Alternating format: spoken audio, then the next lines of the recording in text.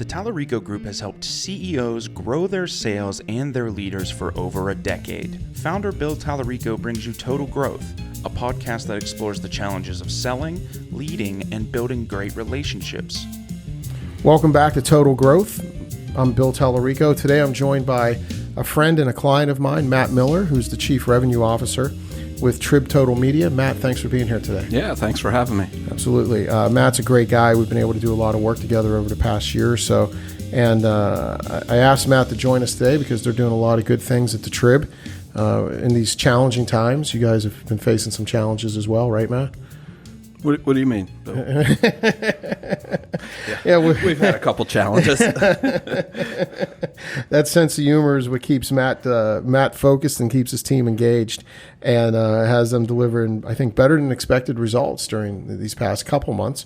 But Matt's had the unique challenges that we've all faced, right, of working from home and trying to generate revenue during difficult times with all of our customers and clients, revenue shrinking, especially in the advertising business. And I think, Matt, for you guys, some of the challenges you've faced during this COVID time have been very unique in the sense that so many of your advertisers are in those industries that have been so hard hit by the regulations of stay-at-home orders and social distancing. Yeah, absolutely. I mean, we're not immune to kind of any of the challenges that businesses have faced. Like we pretty much turned around like work from home. We were not set up as a work from home company in March when this happened, and pretty much turned that around like in a day. So kudos to our IT department for pulling that off. But it, like getting set up to work from home and learning how to work from home, two very different things. So certainly it took, we've rolled out, what we call like best practices.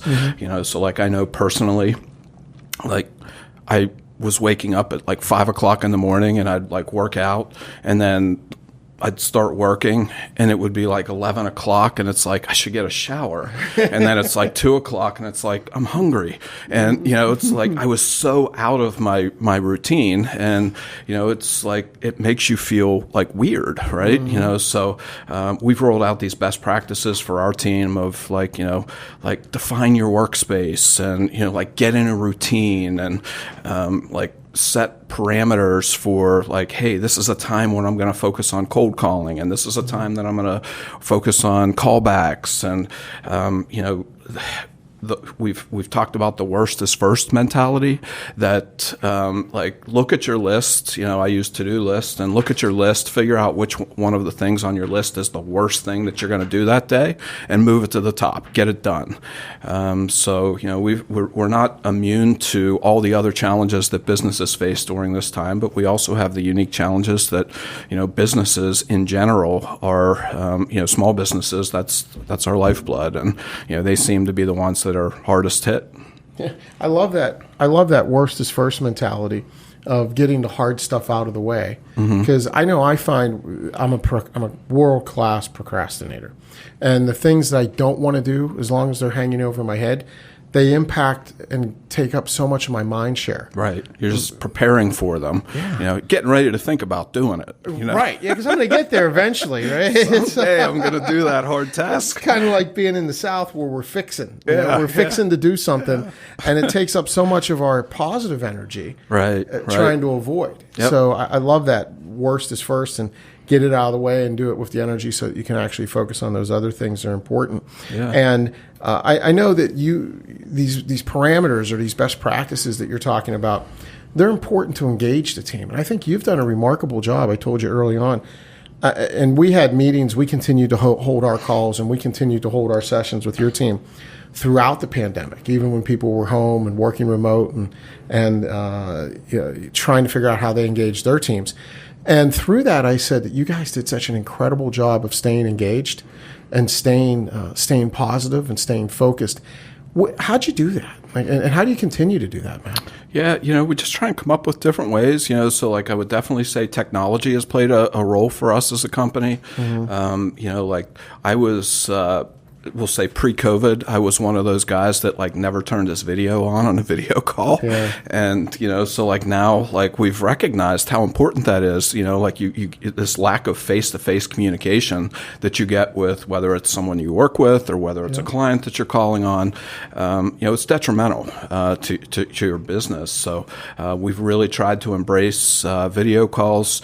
We tell our salespeople, listen, like this is a video call, put your good going out sweatpants on, get your hair did, be ready to jump on this call and have a conversation. But we're trying to use technology really to keep us connected. I use like reminder apps. It's just like you've got so many things to do, and you want to make sure that like things are done in a timely manner. So I use reminder apps.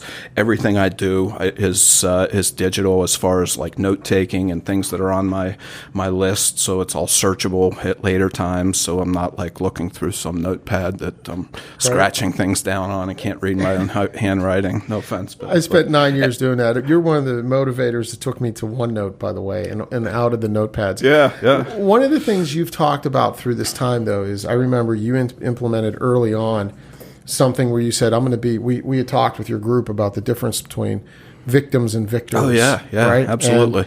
And, and this comes from John O'Leary, great guy, and he talks about how the victim wakes up every day and asks themselves 3 questions. Why me? Who cares, and what more can I do? And the victor wakes up every day and asks themselves 3 questions. Mm-hmm. Why me? Why am I so lucky to be working in this organization? Why me that I get to turn on the spigot and have warm running water? And who cares? And, that focus of who our work's important to and who our lives are important to. And then what more can I do to make tomorrow better than today? And early on, we talked about that with your team, and I remember you sending out an email saying, today I choose to be a victor. Mm-hmm. And you implemented a daily victor email. And can you tell us a little bit about how you've used that? Yeah. So that segment of training really inspired me. And, we were going through a very difficult time as a company. Like March was not that bad for us. Mm-hmm. But like April, like the revenue spigot for the company, speaking of spigot, it just shut off for the most part. So, it's really difficult. Salespeople are accustomed to handling some defeats, but they're not accustomed to all defeats. And so, I sent out this email and said, I choose to be a victor, and this is something great that happened for me today. And I think it was like, hey, I was in this training session and we figured out like, not everything's bad, and like, here's a cool thing that we can do. It was to everybody in the ad department. And I said, like, all I'd ask you to do is just reply all, that like of why you're a victor throughout the next couple of weeks. And, like not right now, don't go back through your notes. Yeah. Let's just talk about little victories that we've been able to have. And maybe it's a spark for someone else of like, oh, okay, so, we've had a success with an HVAC customer. Maybe I could have a success with an HVAC customer. Or maybe it's just like, like a victory might have been that I got a company to renew that's been running, or, who knows? No victory too small. And it was just kind of a multiple time daily reminder that while things are not where we want them, not what we want, revenue's not where we need it to be, like our folks are out there fighting hard and trying to do everything they can do to get the job done. So it got us through a really difficult time, frankly, which was April 2020. Just a rough month, but yeah, it was very cool.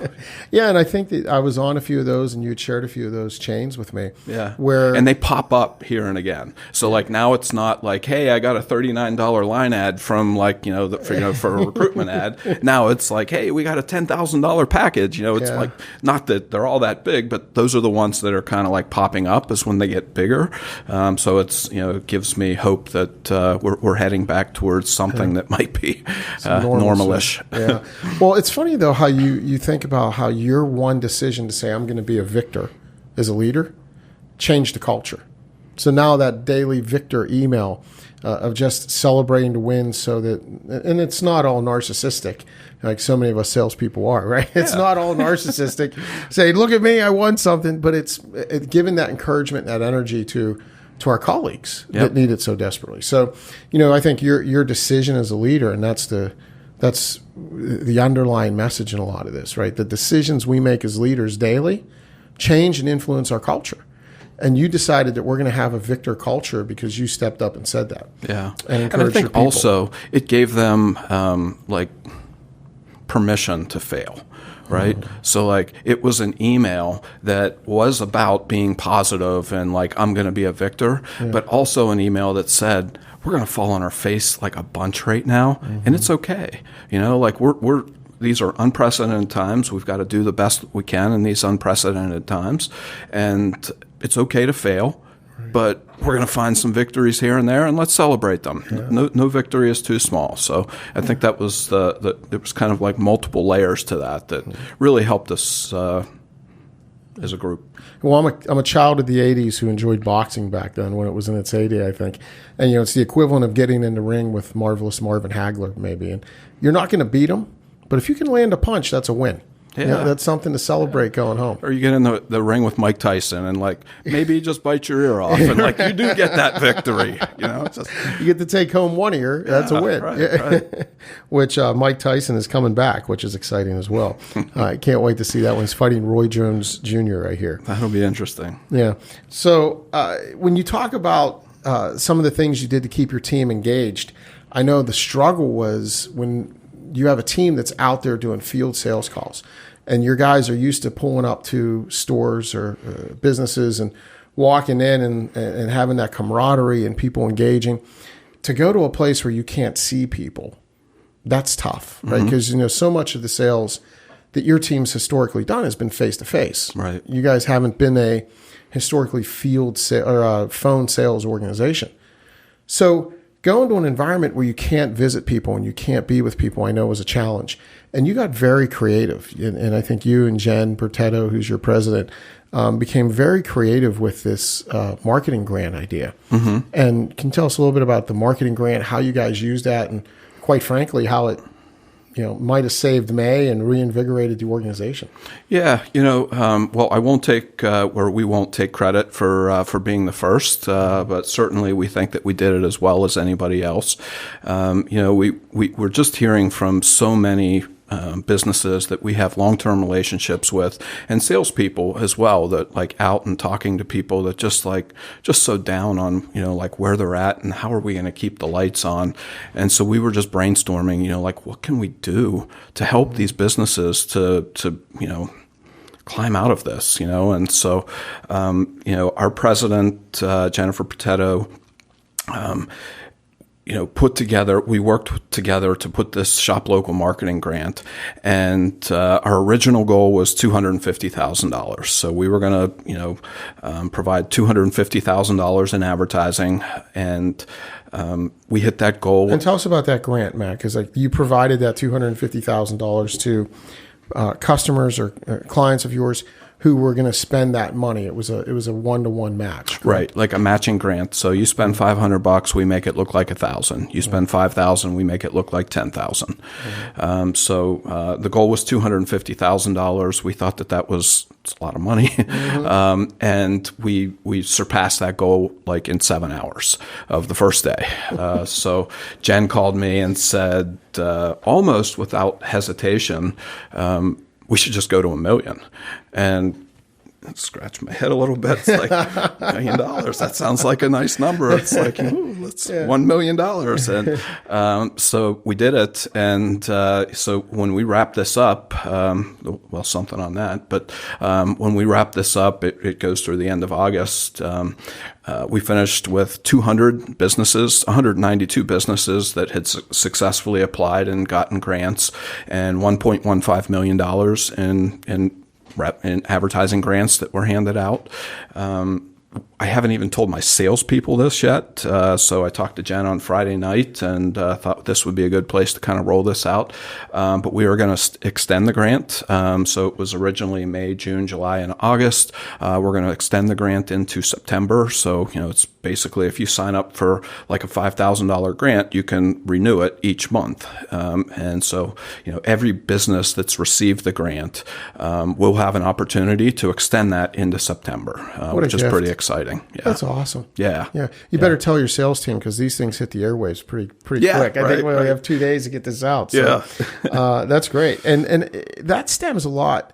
I love the ingenuity. I love the entrepreneurial spirit of you guys doing that, because that was really there was a selfish motivation there for you guys that said we need to do this to make sure we're generating numbers, but it was rooted in a desire. The phrase we love to use: it's never wrong to do the right thing. Mm-hmm. Right, and when we go to market, not with our quota is our motivation, but with helping people. When we go to market and think, how do I help that person that I'm going to be in front of today, or that somebody that is put in front of me today? How do I be that bright light for them?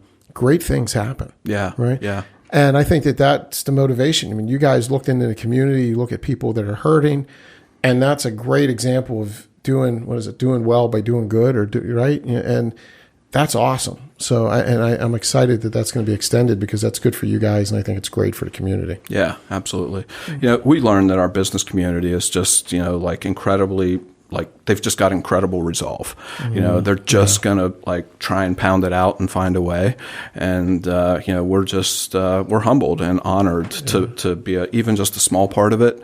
We're just hopeful that, these grants can just help some people just get going again. Once, if and when, we find the backside here, whatever that looks like. Yeah, I don't know if there's anything more humbling than an entrepreneur with his back against the wall. Yeah, right. Right. I mean, it's just, you talk about inspiring and humbling. It's incredible. And, one of my favorite speakers of all time is Lou Holtz. And I had a chance to see him one time at an event out at Oakmont Country Club where he was speaking. Lou Holtz said, there's two kinds of people in the world: those that sign checks on the front and those that sign checks on the back. And, you look at somebody that signs checks on the front and thinks about their people and thinks about how they're going to keep this family business going. It's just awe-inspiring. And I think those are the people that you guys reached out to and helped so much during this time with the grant. Yeah. Yep. Yeah. I mean, just such horror stories of people that, lifelong business owners, multiple generation business owners, trying to figure out how do we survive? And with no answers, with the government giving them no good direction on here's why we're having you shut down, or here's when you're going to be open. Yeah, who's going to be shut down, how long you're going to be shut down. It's just a very difficult way to run a business, because for the vast majority of businesses out there, a lot, or at least a sum of their revenue shut off, but none of their expenses did. No. They still have all the same expenses. They've got to pay for their building and pay for their people and, pay for all their software and everything that they do. No change in expenses, but revenues just, cut 50, 60, 70, 80%. It's not sustainable. Yeah, that sounds familiar. I think we went through that. And you guys those numbers, actually. Those numbers sound very familiar to me. And I know you guys went through that and more, but it's that that's the other unique piece about you, and I think your reps, is that you are, so many sales reps have territories, but they could be very large territories. Your reps have very small geographic territories, and they become part of those neighborhoods. So for you to pour into them, right, and give them something to go have great conversations with the people that are important to them, that's awesome. And I think that's why you saw such great results with that. Yeah, I think our timing was just really on when we rolled it out. It's we talked earlier about figuring out a way that it makes sense to do business with customers. I think that we've got some of our reps have relationships with customers where they just say, come on in, we'll have a conversation, right? And some of them, they want to do a phone call or an email or text or a video chat. We had to figure those things out. Right. But with their dress sweatpants on? Right. And they're good going out sweatpants, yes. But all of those conversations were more oh, Bill, how are you doing? What can I do to help? I'm so sorry that you're going through this. And the marketing grant was the first thing that we could walk in and say, I can help, here's something that we can do. Not a fit for everybody. Certainly we recognize that, but, it was a fit for 200 businesses in our market. And I'm pretty proud of that.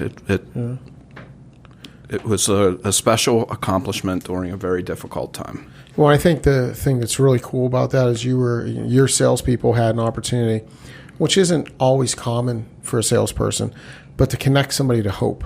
Right? You became hope for those businesses. And, we always talk about how do we connect people to something bigger than what we're selling, right, as salespeople, and especially if it's a commodity.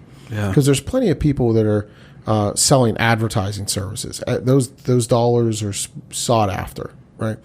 But when you can start to connect somebody to hope, and there were very few places where somebody could get 2x return on their dollar during April, May, and June, right, and still now. So to be able to connect them to some hope, and that hope of not just the hard return on the money, but the hope of there's a future. That light at the end of the tunnel might not be a train. That's exciting, and that's a great thing for a salesperson to be able to share and take into the market. Yeah. And, I think that there was a learning opportunity for some of our younger reps.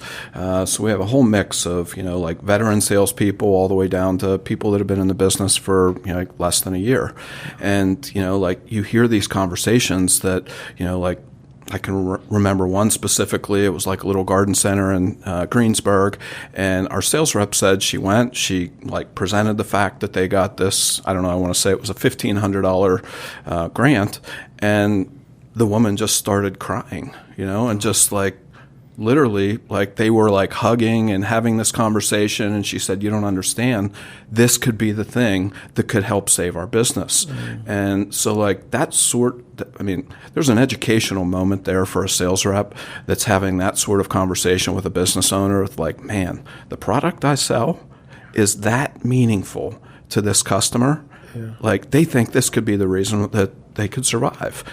There's just an aha moment that you go through that you think, what I do is important, Yeah. And it comes back to doing the right thing, right? It's not because that sales rep's not making a ton of money on some of those sales, but to your point earlier, it's a win in a time where we're not finding a ton of wins. How do we make sure because we just can't get up every day and know that I'm going to lose all day. Yeah. That's unsustainable, right? Right. Especially for the salesperson that we're built on getting small wins all the time. So that's huge. But then that connection to the importance, one of my colleagues here, Ricky Matthews, always likes to say, help people find significance out of their success. Because there's a part of our career where we're searching for the success. How do we go out and just get wins and make more money? And okay, that's great. I think we all want to make good money and we all want to win and have our name on top of the scoreboard and things. But that's only sustainable for so long. At some point, we start as people to seek significance, right, and have significance out of that success. So for your rep in that case, there was a day there where they were not only able to have success for that small garden owner, that small garden center owner, but to have some significance themselves, and to be able to go home and tell their wife or their husband and tell their children the significance they had in someone else's life. Right. Right. Yeah, and for those of us in this industry, it's the thing that keeps you going. It's the thing that keeps you doing what you do, because I grew up in a small business family. I say all the time, there was never, I can hardly remember a vacation that we went on that we didn't take two cars, and my dad would leave on Wednesday because he had to come back and run the business, and it's just always something came up. So I take very seriously a business investing money with our company. I take that very seriously. I think about it if my dad were investing money at that time of his life, how important it would be that it works for him, and to be able to deliver those results and really show a customer and sometimes a new rep hey, this is what winning can look like when marketing and advertising is done right. So it's just a good teachable moment for all of us. So you just said something that made me think of Steward. When you were talking, the word steward came to mind. And I don't know how many leaders we have, and I'm not, I don't look to demean all leaders, but I'm always humbled when I find great ones. And I don't know how many leaders we have that see themselves as that much of a steward of the resources others invest in them or in their company's products, or even as a steward of their people, to be mindful of the mindset and the mental health and the outlook that their teams take into today. So it's an interesting view. Yeah. Well, I think that I was born into it. My dad owned a business his whole life, and so I think it's what's driven me in this business because, I work mainly with small businesses. I know what it takes to succeed in small business, and I know it's hard, and I know they invest every part of their heart into that business. I take it personally. It's a personal thing with me. When they invest money with our company, we've got to find a way to make it work for them. What are some of the things you think you're carrying that you've learned during COVID that you're going to carry with you outside of COVID times?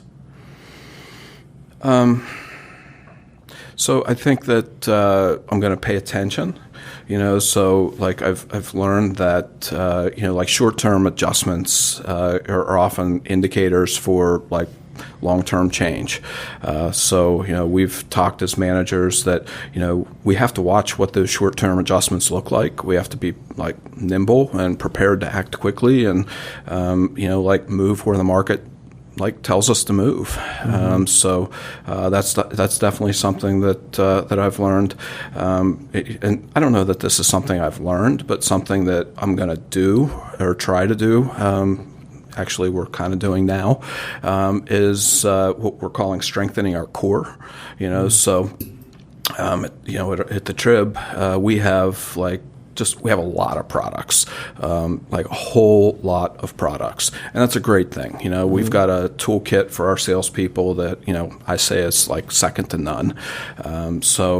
But with that, there's always this I call it the shiny new toy that's held up, and it's oh, geez, we can sell this, and then the next thing you know, you're onboarding this new product, but that last new shiny new toy that you felt the exact same way about, you've not really even optimized that yet. Right. So, we're taking a look at all of our products.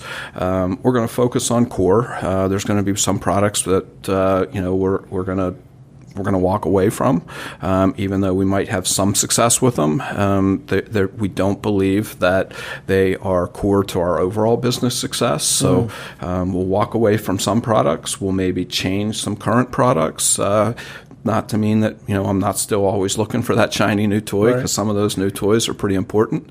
But really, holding a tight belt around our product set and making sure that we've got the right products and services in place for our staff, for our clients, and for our company. And for those who are leading other sales teams, Matt, and maybe not quite as large as yours, if you were to talk to some of those folks who are in the battles right now, right, and they ask you about what's most important, what's the one most important thing I can do every day as a chief sales leader, what is that? I don't know, how do you say it? Maybe learn how to recover, right? So, I think that we're in the midst of this health and economic crisis. It's taking a toll we've never seen before.